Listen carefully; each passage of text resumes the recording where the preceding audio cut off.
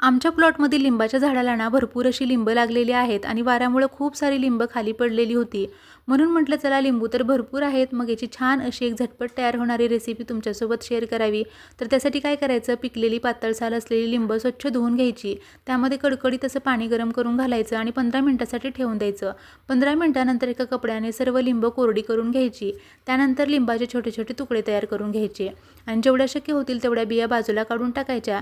हे जे तुकडे आहेत ते एका मिक्सरच्या भांड्यामध्ये काढून घ्यायचे आणि मिक्सर बंद चालू करत जाडसर असं वाटून घ्यायचं.